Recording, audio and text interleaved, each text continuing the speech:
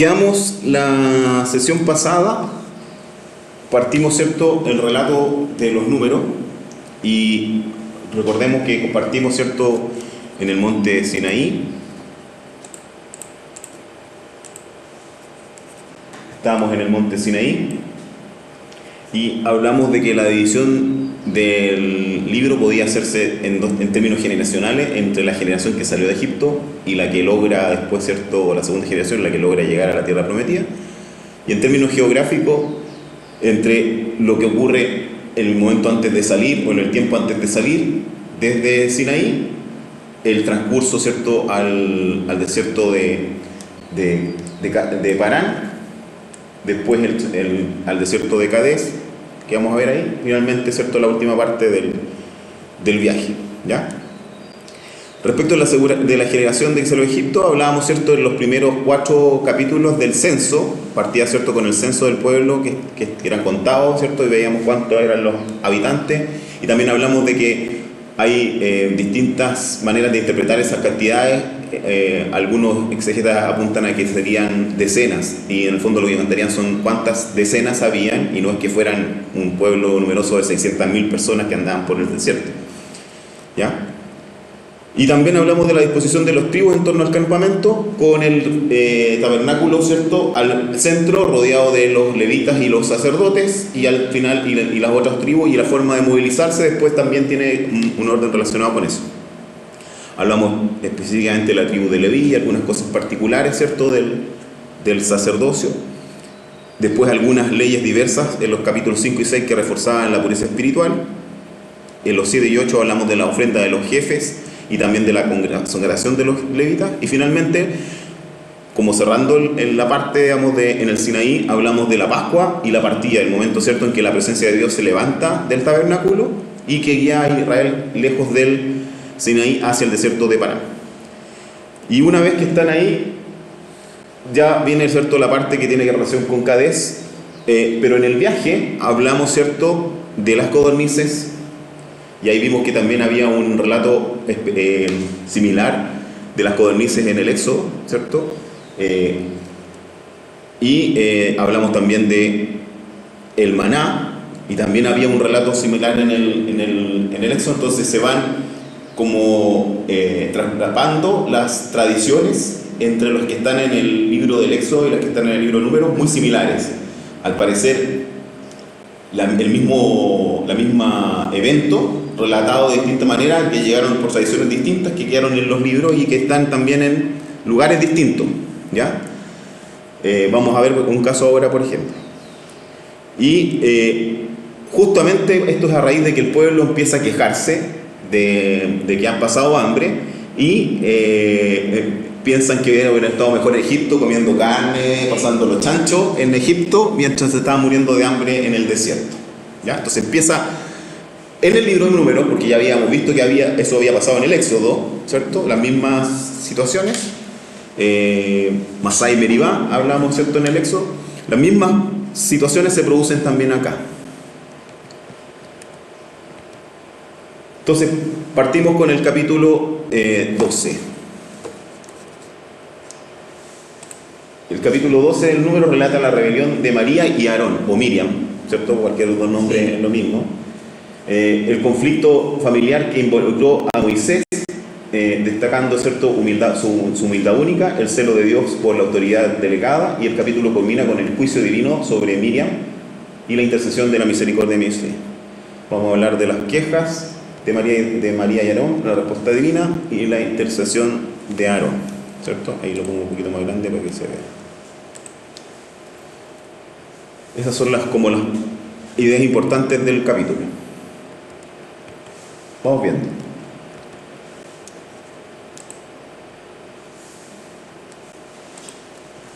Dice el libro de Números 12. María habló con Aarón criticando a Moisés a propósito de la mujer cusita que había tomado por esposa.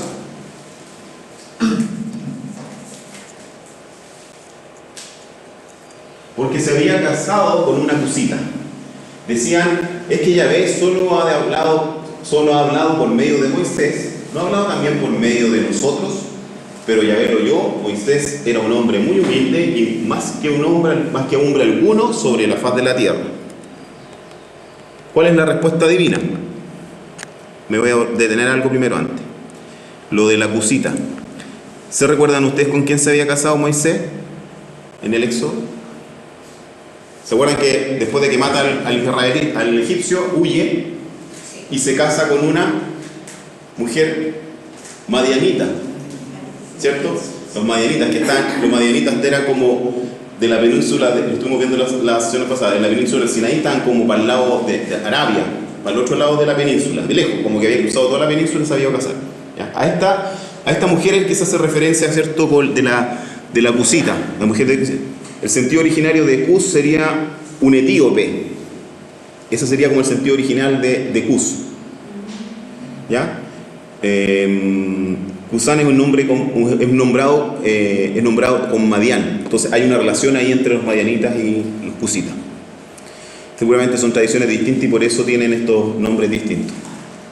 Entonces el matrimonio cusita de Moisés debe ser una variante de la tradición del matrimonio madianita. ¿Qué le responde entonces Yahvé?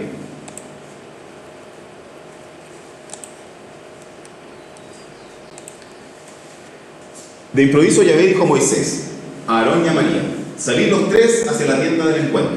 Salieron los tres. Bajó Yahvé en la columna de nube y se quedó a la puerta de la tienda. Llamó a Aarón y a María y se adelantaron los dos. Dijo Yahvé: escuchad mis palabras. Si hay entre vosotros un profeta, en visión me revelo a él y hablo con él en sueños. No así con mi siervo Moisés. Él es de toda la confianza en mi casa.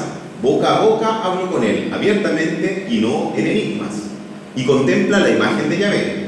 ¿Por qué pues habéis osado criticar a mi siervo Moisés? Y hace la diferencia, Yahvé aquí, entre que él, cuando se revela a un profeta, que ya es algo extraordinario, dice, lo hace, ¿cierto?, en una visión o en un sueño. Y así actuaban los profetas. En cambio, Moisés dice, sabemos que no es cara a cara, pero es en el fondo habla de frente, le habla a Moisés. Moisés lo escucha, se acerca a la tienda del encuentro, Dios se acerca a la tienda del encuentro y habla, le habla directamente. No es un sueño, no es una visión, él está escuchando las palabras directas. Por eso es que se dice que en el fondo que él habla a cara a cara y ve la imagen de Yahvé, pero sabemos que por los mismos relatos del Éxodo no lo podía mirar a la cara porque hubiera muerto si lo hubiera visto al ver la gloria de Dios. Entonces él ve de alguna manera la imagen, algo, ¿cierto? Además de la columna de nube o fuego que ven, algo ve en la imagen, pero él está hablando directamente con Dios. Entonces esa es la diferencia de este profeta con los otros, el único que habló cara a cara con Dios. Me equivoqué. Entonces, y se encendió la ira de Yahvé contra ellos. Cuando se marchó y la nube se retiró de encima de la tienda, María advirtió que estaba leprosa, blanca como la nieve. Aarón se volvió hacia ella y vio que estaba leprosa. ¿Y por qué no Aarón? Porque Dios es machista. Sí. Porque probablemente el castigo puede haber sido uno de los dos. Pero ¿quién es Aarón para los judíos? Para los levitas fundamentalmente. La figura del sacerdote, la figura del origen de los levitas, entonces tiene que ser puro. Entonces, María podría haber sido castigada, pero Aarón probablemente no. Entonces, probablemente esa parte del relato fue quitado. O sea, si el castigo no fue solo para María, pues eran los dos los que estaban reclamando. Entonces, pero aquí claramente el castigo es solo para María. Solo María está leprosa. ¿Se fija? El capítulo culmina, ¿cierto?, con el juicio divino sobre Miriam y la intercesión misericordiosa de Moisés. De nuevo Moisés interfiere, clamando la ira o calmando la ira de Yahvé. Entonces dijo Aarón a Moisés: perdón, Señor mío, no cargue sobre nosotros el pecado que neciamente hemos cometido. Por favor, que no sea ella como quien nace muerto del seno de su madre con la carne media consumida. Se está refiriendo a la lepra, ¿cierto? Moisés clamó a Yahvé diciendo: oh Dios, cúrala por favor. Yahvé respondió: si tu padre le hubiera escupido el rostro, ¿no tendría que pasar 7 días de vergüenza? Que quede 7 días fuera del campamento y luego sea admitida otra vez.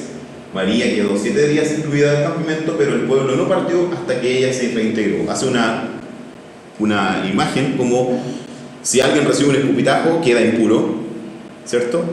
Y tiene, por pureza ritual, tiene que pasar 7 días fuera del campamento para limpiarse, ¿cierto? Para limpiarse y ser puro de nuevo, para acercarse. Recordemos que el campamento es el lugar donde está Dios, la presencia de Dios. Mientras más cerca del tabernáculo, más fuerte la presencia.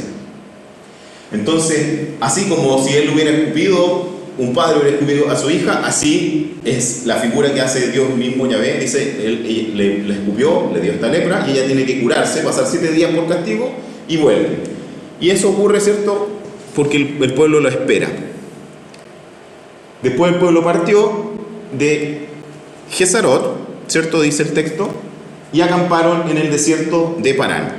Si lo miramos en el mapa, más o menos, acuérdense, todos son cosas relativas. Por aquí está Gesarot, o J con H de tecnología, ¿cierto? Y dice, llegaron al desierto de Parán, ¿cierto? Desierto de Parán, por aquí. ¿Se acuerdan que yo les mostré el otro día en el video que hay como quebradas, que hay unas zonas como más planas y montañas? Por ahí está más o menos el centro.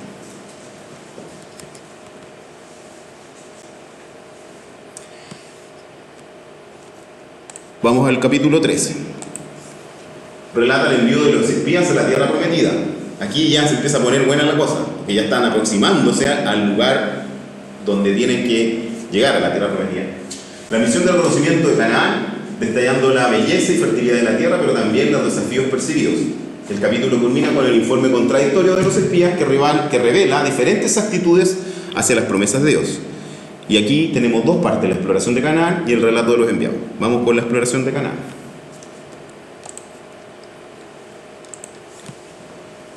Yahvé dijo a Moisés, envía a algunos hombres, uno por cada tribu patriarcal, para que exploren la tierra de Canaán que voy a dar a los israelitas. Que sean todos príncipes entre ellos. O sea, elige la élite de las tribus. Moisés los envió según la orden de Yahvé desde el desierto de Parán. Todos ellos eran jefes de los israelitas. Sus nombres eran estos, me los salté, porque ahí está la lista, y me voy al 16. Estos son los nombres de los que envió Moisés a explorar el país. Pero a Osea, hijo de Nun, Moisés le llamó Josué. ¿Ya? Aquí dice que lo nombró, pero sin embargo ya lo llamaban Josué en el libro del Éxodo. ¿Ya? Entonces también hay como tradiciones distintas, pero aquí ya se dice que en el fondo era su nombre. Y Josué o Yehoshua es Dios salva, ¿cierto? Déjame ver si no me acuerdo, si no me estoy mandando las partes. ¿Dónde está el...? Yahvé salva. Eso es el Yehoshua, ¿cierto? Yehoshua o Yehoshua, de donde viene el nombre Jesús, ¿cierto? Es Yahvé salva. Y contiene el tetagrama sagrado, ¿ya? Que lo vamos a echar una revisión después. Yo creo que en la próxima sesión vamos a mirar algo de un poco, una cosa muy entretenida que encontré. Como les decía yo, los hebreos analizan las palabras con los significados que tienen las letras, la forma que tienen las letras, ¿cierto? Y cómo se construyen en conjunto, le dan un significado a cada letra. Cada letra tiene un significado y eso forma además una palabra. Entonces un nombre como Yahvé tiene un significado, además del nombre, en el sentido que tienen las letras. Así que lo vamos a explorar, es bastante entretenido. Al enviarlos a explorar el país de Canaán, les dijo Moisés, dirigíos allá por el Negev. Vamos a ver después el mapa. Después subid a la montaña, observad el país, a ver qué tal es, y al pueblo que ahí habita, si es fuerte o débil, escaso o numeroso. Ved si el país que vive es bueno o malo, que viven es bueno o malo, como las ciudades en que habitan, abiertas o fortificadas, y cómo es la tierra, fértil o pobre, si tiene árboles o no. Tened valor, traed algunos productos del país. Bien detallada la exploración.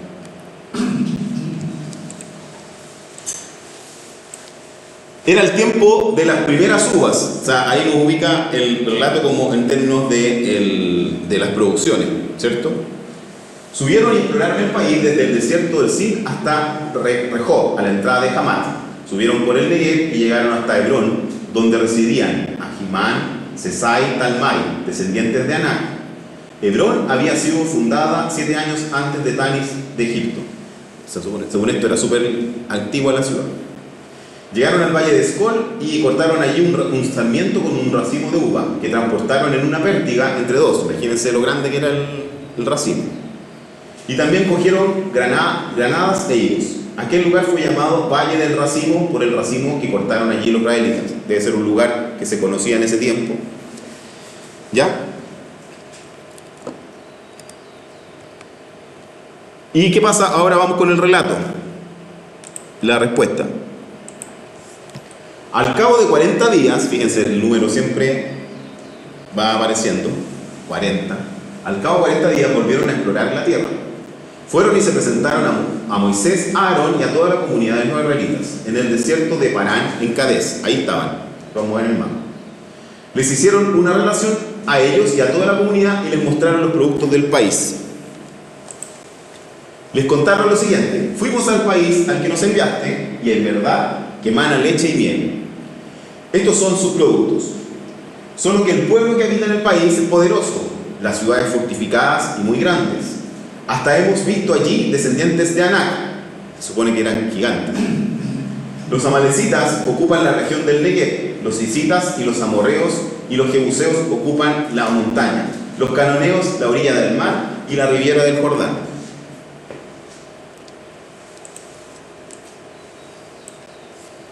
Caleb acalló el pueblo delante de Moisés diciendo: subamos y conquistemos el país, sin duda podremos con él.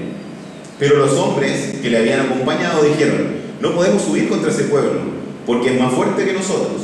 Y empezaron a desacreditar ante los israelitas el país que habían explorado, diciendo: el país que hemos recorrido y explorado es un país que devora a sus propios habitantes. Toda la gente que hemos visto allí es gente alta. Hemos visto también gigantes, hijos de Anac, de la raza de los gigantes. Nosotros nos veíamos ante ellos como saltamontes, y seguro que eso mismo les parecíamos a ellos. Entonces aquí ya les entró el miedo y la desconfianza. Entró el miedo y la desconfianza. Ya no están confiando, ellos están confiando en su propia fortaleza, en sus propias virtudes, ¿cierto? En su propio poder y no en el de Yahvé.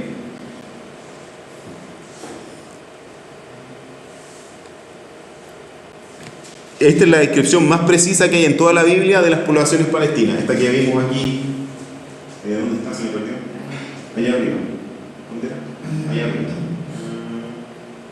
Ahí.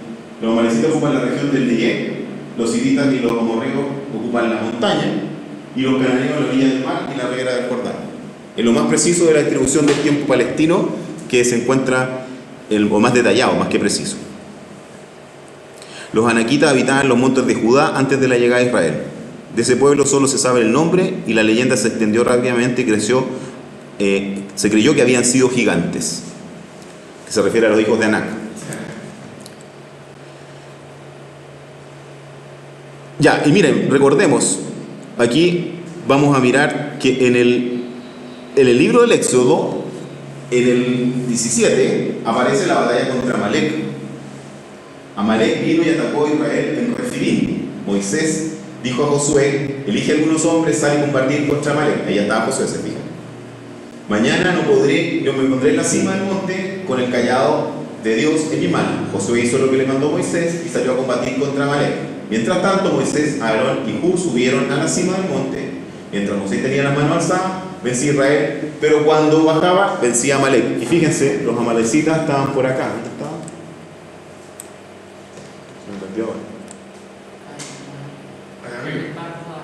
Ahí, los amalecitas ocupan la región del Negev. Entonces, ¿dónde estaba el Negev?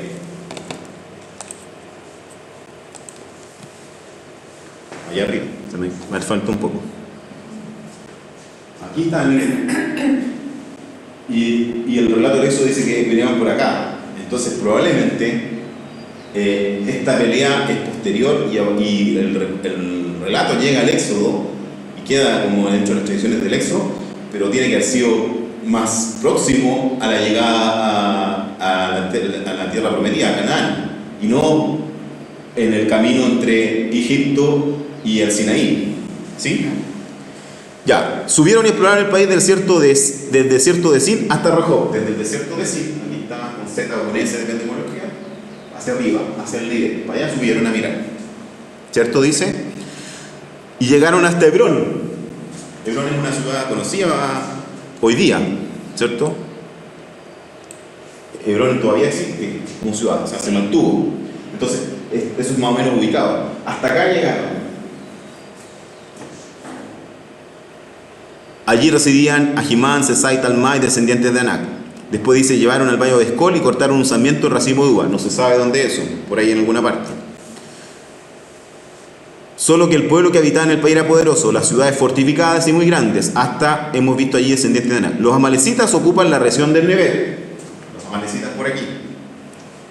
Después dice,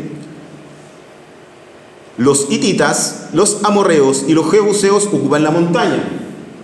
Hay varias montañas que atraviesan y estos son como las quebradas que hay por ahí, ¿cierto? Los ríos y los caminos que van entre medio de las quebradas. Entonces, la zona montañosa nosotros tenemos una zona de costa, zona montaña, como un valle, y zona montaña y valle. Así más o menos en términos generales. Entonces, las montañas altas, las partes estaban usadas por los hititas, que eran un pueblo que estaba más al norte, que fue una potencia previo a los asirios y a los babilonios, que incluso le disputó a los egipcios este territorio. Entonces había hititas aquí. De hecho, recordemos que un personaje importante de los hititas en el gobierno de David, ¿quién era? Un general al que David le ambiciona a la esposa y lo manda a la guerra para que muera, ¿se acuerdan? Sí. El hitita. Sí. De ese pueblo era. O sea, había gente ahí.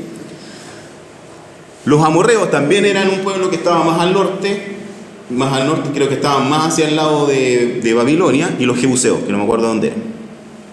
Y los cananeos, propios del lugar, ocupaban, ¿cierto?, la orilla del mar y la ribera del Jordán.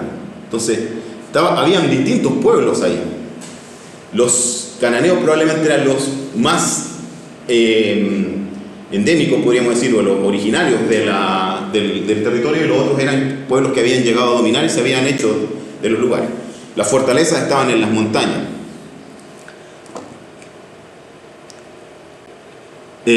Cades, cuando dice, por ejemplo, el texto dice que van a Cades no es un punto exacto, sino que es un sector, ¿ya? No hay una referencia ahí, no es una ciudad, sino una región. Y es el principal oasis que hay en el norte del Sinaí. Está a 75 kilómetros de Beersheba, que está debajo de Hebrón. Por ahí está Beersheba. Y por ahí, a 75 kilómetros de eso, está este oasis. Se conserva el nombre de la fuente Anin Kedes. Este oasis fue siempre una etapa para las caravanas. Era muy conocido. Y Hamat estaba en el extremo norte. No, aquí nos aparece en el mapa, pero hacia el norte estaba Hamat, que era la última parte que llega. Entonces se supone que exploran todo. Y en esa exploración ven todo lo que hay.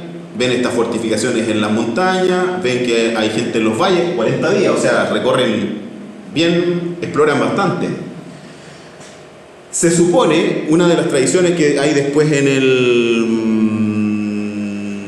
versículo del siguiente capítulo, si no me equivoco, el 14, hay una tradición que dice que no todos hicieron esta vuelta para entrar por Jericó, sino que una parte exploró y se quedó finalmente por aquí. Entonces vamos a ver que en las instrucciones de las tribus hay gente que está aquí que probablemente no hizo la vuelta, sino que se quedó, así como los que se quedaron en la Transjordania, ¿cierto? Pero que al final todos contribuyen a la unificación o a la exploración y a la conquista del territorio. ¿Ya? Aquí hay una comparación, no lo voy a dejar así, entre la exploración de Canaán, que está en número 13, y la número 1 en términos de los grupos o de las tribus, ¿cierto? Rubén, Simeón, Judá, Isaacar, Zabulón, fíjate que Zabulón lo ponen antes, Efraín, Benjamín, Efraín lo tienen para abajo, lo tienen para abajo, José y Manasés, Efraín, Manasés, Dan ahí, ¿cierto? Después Dan, Aser, Neftalí, Gad. Entonces, se fijan, el orden era importante para ellos. Entonces, aquí ya hay dos tradiciones en el mismo libro en términos de cómo los nombran. Y hay diferencias en algún nombre. Entonces, también eso da a entender de que hay tradiciones distintas que se funden en un mismo libro, que tienen nombres distintos. De hecho, en algunos nombres de los que eligen son más parecidos a los nombres que mantenían ya cuando llegaron ya estaban establecidos en la tierra prometida como reino. Esos son los nombres que manejaban como de estas tribus. Entonces hay diferencias de tradiciones en términos de los nombres de los príncipes o de los importantes que estaban en las tribus. Ahí está para recordar un poco cómo era la descendencia en términos de las madres, ¿cierto? De las esposas de Jacob. Rubén, ¿cierto? Estas son esposa oficial y la esclava. Entonces por eso tiene importancia cómo van el nombre. Se fijan, los de Gad, Aser, Dan, Neftalí van para abajo. Dan, Aser, Dan, Neftalí dan por abajo porque son hijos de esclavas. Los otros son los que se disputan la importancia. Rubén por ser el primogénito, ¿cierto? Y los hijos de José pasan a ser importantes.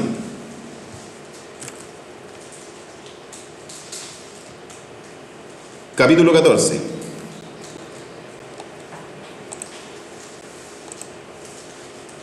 El capítulo 14 de Números informa sobre la rebelión de Israel, sus consecuencias, narra la reacción del pueblo ante el informe de los espías, la intercesión de Moisés y el juicio divino que condena a esa generación a vagar por el desierto. El capítulo revela la gravedad de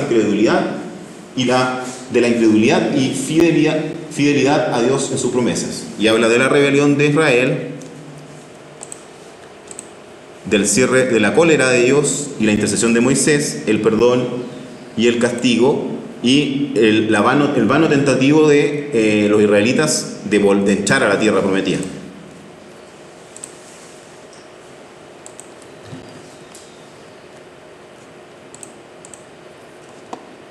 Entonces, veamos. Entonces toda la comunidad se puso a gritar en voz en cuello. La gente se pasó llorando toda la noche. Estamos sonados porque el relato de los espías es que no tenemos ninguna posibilidad porque somos inferiores a ellos en armamento, en gente, no podemos arrasar con ellos. Si eran 600.000 personas, era una multitud, pero ya sabemos que en realidad no eran 600.000. Luego todos los israelitas se pusieron a murmurar contra Moisés y Aarón. La comunidad les decía: ojalá hubiéramos muerto en Egipto, y si no, ojalá hubiéramos muerto en el desierto. ¿Por qué nos llevas a este país para hacernos caer al filo de la espada y que nuestras mujeres y niños caigan en cautiverio? ¿No es mejor que volvamos a Egipto? Así que se decían unos a otros: nombremos un jefe y volvamos a Egipto. Entonces la primera reacción ante el relato, ¿cierto?, negativo, podríamos decir, principalmente de la mayoría de los que fueron, estamos sonados, hasta aquí no llegamos, se acabó la promesa, porque va a ser imposible que lleguemos. Y recordemos todas las hazañas que han pasado.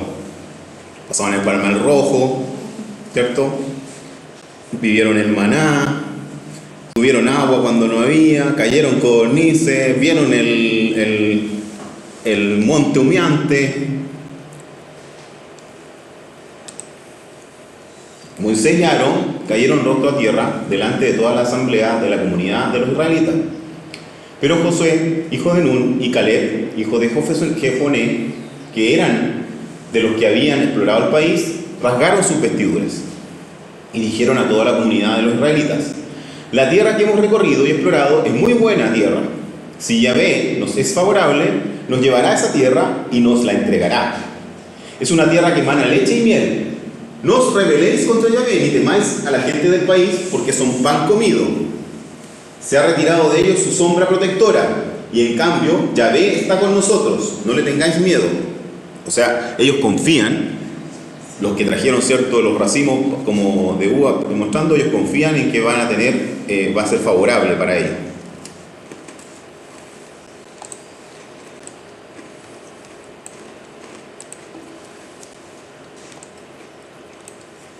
La cólera de Yahvé y la intercesión de Moisés. Cuando toda la comunidad estaba hablando de apedrearlos, ¿cierto? A los que están diciendo, vamos adelante, si Yahvé está con nosotros, podemos hacerlo. La gloria de Yahvé se apareció a todos los israelitas en la tienda del encuentro. Entonces dijo Yahvé a Moisés, ¿hasta cuándo me va a despreciar este pueblo? ¿Hasta cuándo van a desconfiar de mí con todas las señales que he obrado entre ellos? Voy a herirlos de peste y a desheredarlos. A ti, en cambio, te convertiré en un pueblo más grande y poderoso que ellos. Entonces dice, así van a ser castigados con peste y desheredados en términos de que no van a tener acceso a la tierra prometida. Moisés respondió a Yahvé, los egipcios se han enterado que tú, con tu poder, sacaste a este pueblo de en medio de ellos. Se lo han contado a los habitantes de este país. Estos se han enterado que tú, Yahvé, estás en medio de este pueblo y que tú te das a ver cara a cara. Saben que tú, Yahvé, permaneces en tu nube sobre ellos y que caminas delante de ellos, de día en la columna de nube y por la noche en la columna de fuego. Si haces perecer a este pueblo como a un solo hombre, los pueblos que han oído hablar de ti dirán que Yahvé, al no haber podido introducir a este pueblo en la tierra que les había prometido con juramento, los ha matado en el desierto. Muestra pues ahora tu poder, mi Señor, como prometiste cuando dijiste, Yahvé es tardo a la cólera y rico en bondad, tolera iniquidad y rebeldía, aunque nada deja sin castigo, castigando la iniquidad de los pecados de los padres en los hijos hasta la tercera y cuarta generación. Perdona pues la iniquidad de este pueblo conforme a la grandeza de tu bondad, como has soportado a este pueblo desde Egipto hasta aquí. Fíjense lo altanero de Moisés. El relato, no sabemos si fue así, pero en el fondo... Pero uno sí, de repente piensa así. Claro, es muy humano. Sí. Es muy humano, ¿cierto? Pero en el fondo Dios le está diciendo, oye, o sea, Yahvé le está diciendo a Moisés le está diciendo a Yahvé, si no nos dejas entrar ahora, todo la fama que te has hecho, que los egipcios, ¿cierto? Algunos, porque lo que suponen es que los que estaban enterados de esta situación son solo los que están en el delta donde se arrancaron. En el egipcio habían varias dinastías y había siempre pelea entre los del norte de los deltas con los de los valles, ¿cierto? El Alto Egipto. El alto y el bajo. Exacto. Siempre había pelea. Entonces, era con ese lado donde había fama, y probablemente ante esa derrota que era para el faraón que se le hubiera arrancado su esclavo, no hay registro y nadie hay de lo que lo diga, o sea, esa opción nadie lo sabe. Pero sin embargo dice, esto llegó a oídos de los que estaban en Canaán. Entonces Canaán ya sabe, todos los que están en Canaán, los que vivimos ahí, saben que un pueblo salió de Egipto y que salió con el poder de Yahvé, que los va guiando y van a entrar. Entonces dice, están esperando y tienen temor, porque si menciono los egipcios que eran en ese momento la potencia de la zona, con mayor razón con nosotros. Y está entonces desafiando Moisés a Yahvé, ¿cierto? El tartamudo, pensábamos nosotros que a lo mejor era tartamudo o tímido, ¿cierto? Porque le pedía que Aarón hablara porque él no se atrevía, o tal vez no podía, no sabemos. Pero aquí está desafiando, lo está mostrando como desafiante. ¿Ya?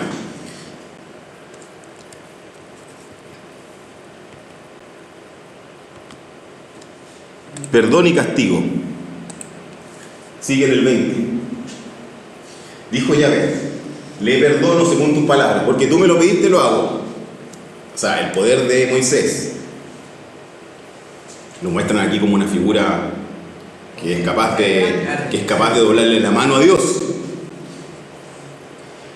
Por vida mía y la gloria de Yahvé, que llena toda la tierra. Que ninguno de los que han visto mi gloria y las señales que he realizado en Egipto y en el desierto, que me han puesto a prueba ya 10 veces y no han escuchado mi voz, verá la tierra que prometí con juramento a sus padres. No lo verá ninguno de los que me han despreciado. juro que no entraréis en la tierra en la que mano en alto juré estableceros. Solo a Caleb, hijo de Jefoné, y a Josué, hijo de Nun, y a vuestros pequeñuelos, de los que dijisteis que caerían en cautiverio, los introduciré y conocerán la tierra que vosotros habéis despreciado. ¿Por qué? Porque son los únicos que confían en ese momento, incluso ni Moisés, ¿cierto? Son los únicos que confían en ese momento en que, a pesar de lo que vieron, Yahvé con nosotros, echémosle para adelante, porque nadie, ¿quién contra nosotros si Yahvé está con nosotros?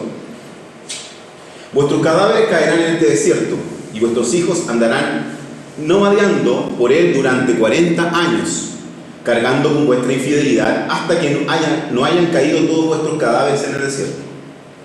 Según los 40 días que empleasteis en explorar el país, cargaréis 40 años con vuestros pecados, uno por cada día. Así sabréis lo que es rebelarse contra mí. O sea, todos los testigos van a morir, salvo los de Caleb y los de Josué. El resto va a morir y no va a tener descendencia, no va a tener tierra. Sabemos que no es así porque llegan las 12 tribus a la tierra prometida, no se mueren todos. Entonces los que se mueren son los que salieron, pero los descendientes llegan. Son ellos que salieron los que no van a ver la tierra. Claro, salvo por Josué y Caleb, que son los únicos, porque incluso Moisés va a morir antes. Los hombres que habían enviado a Moisés a explorar la tierra y que al volver habían incitado a toda la comunidad a murmurar contra él, poniéndose a hablar mal del país, aquellos hombres que habían hablado mal del país cayeron repentinamente muertos delante de Yahvé. O sea, ya murieron por el solo hecho de renegar Yahvé.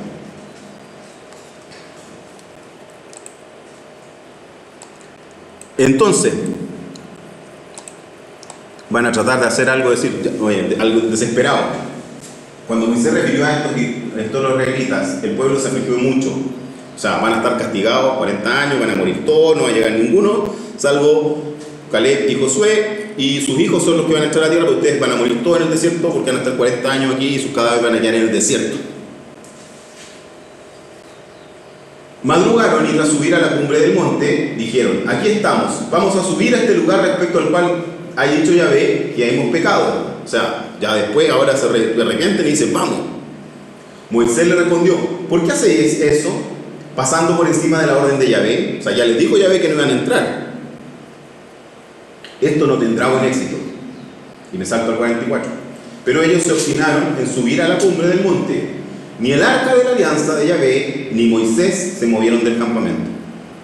Bajaron los amalecitas y los cananeos que habitaban en toda aquella montaña, los batieron y los destrozaron hasta llegar a Jormá, cerca de donde estaban ellos en Cades. Entonces ellos están aquí, por aquí en alguna parte. Cades, acuerdo que sea una zona, un oasis, y bajan, ellos están como en una montaña, de donde están viendo para ir a atacar. De la montaña bajan los otros y los abaten, y ahí quedan sus intentos. Entonces, vamos aquí. Vimos las codornices, Taberá, el Maná, las quejas de María de Aarón, la exploración de Canaán y la rebelión. Ahora viene un conjunto de ordenanzas sobre los sacrificios, sacerdotes y levitas nuevamente, y retoman el camino después en el 20 al 25 de Cades a Moab, que viene siendo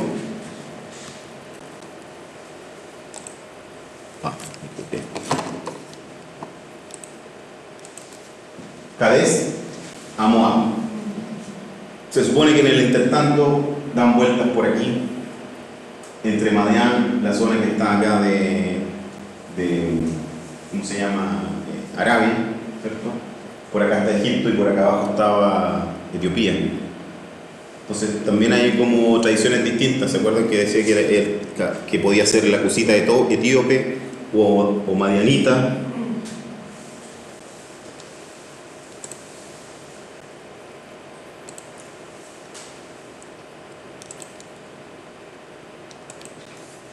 Ordenanzas sobre los sacrificios, poderes de los sacerdotes y levitas. Capítulo 15, presenta las leyes relativas a las ofrendas y expiación, detalla las regulaciones para los sacrificios, las ofrendas involuntarias por el pecado y el tratamiento de los pecados deliberados.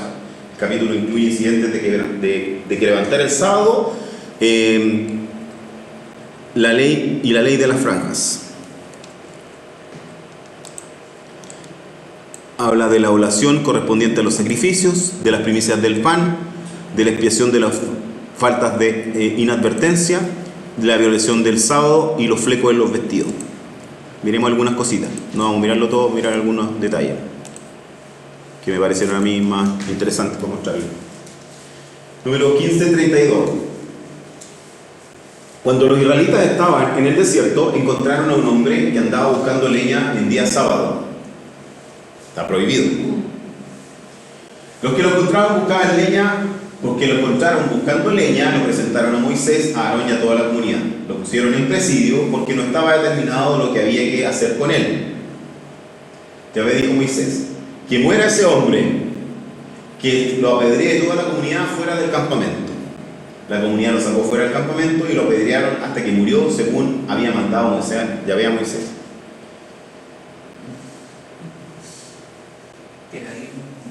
Uno puede decir: no sé, este no es el Dios que yo conozco, ¿cierto? ¿Hasta dónde eran tradiciones que ellos, o decisiones que ellos tomaban y de los cuales responsabilizaron a Yahvé? ¿Cuáles eran realmente Yahvé? No lo sabemos. En el Éxodo 31, capítulo 14, decía, que se supone que estaba antes, pero que es una tradición que puede haberse escrito después: guardad el sábado, pues debe ser sagrado para vosotros. El que profane morirá. Todo el que haga algún trabajo en él será exterminado en medio de su pueblo.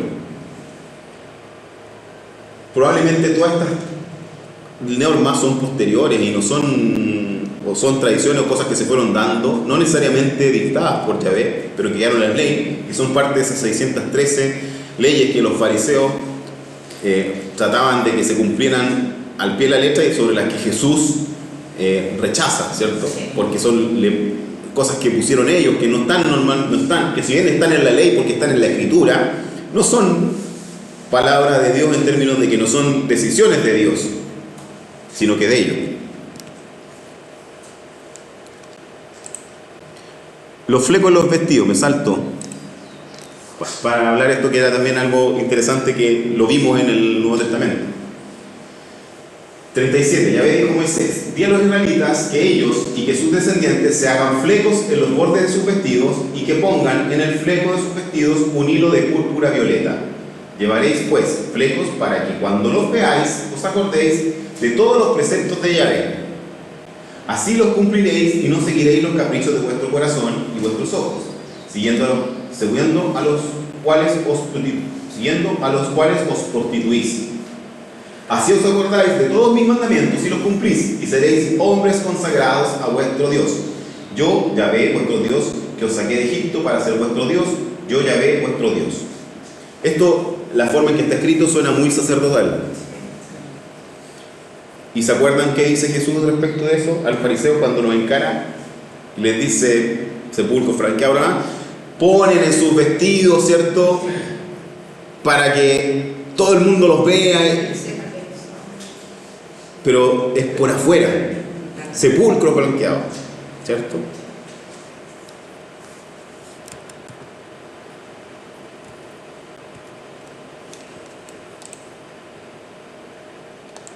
Capítulo 16 narra la rebelión de Coré, Datán y Abiram, describe la insurrección contra Moisés y el juicio divino a través de la tierra abierta y fuego consumidor, sí. El capítulo revela las grandes consecuencias de la rebelión y confirmación divina del liderazgo del elegido. Habla de la rebelión de Coré, Datán y Abirón, que vamos a comentar, y del castigo. Veamos de qué se trata. 16. 1. Coré, hijo de Isaac, hijo de Keab, hijo de Leví, era de la tribu. Datán y Abión, hijos de Eliab, y On, hijo de Peté, hijos de Rubén, no eran de Leví, se enorgullecieron y se alzaron contra Moisés junto con 250 israelitas, príncipes de la comunidad, distinguidos en la asamblea, personajes famosos. Se amotinaron contra Moisés y Aarón y les dijeron: esto ya pasa de la raya, toda la comunidad entera, todos están consagrados y Yahvé está en medio de ellos.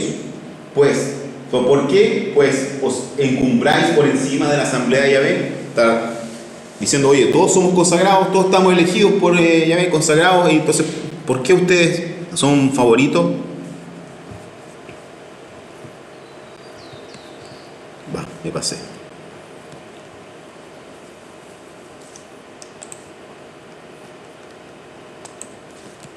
Dijo Moisés a Coré: oídme, hijos de Leví, ¿parece poco que el Dios de Israel os haya apartado de la comunidad de Israel para ponernos junto a sí, prestar el servicio, la morada de Yahvé, y estar al frente de la comunidad atendiendo el culto en lugar de ella?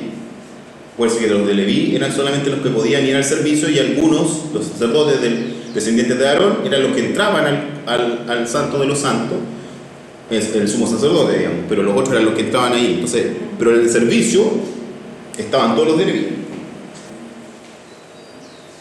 Os ha puesto justo así, y a todos tus hermanos, los hijos de Leví, y todavía se os antoja el sacerdocio. O sea, están reclamando, ya son levitas, no están en la parte de guerra, están dedicados al culto, están elegidos, pero no son sacerdotes, no entran en la parte sacerdotal, pero ahora quieren ser sacerdotes.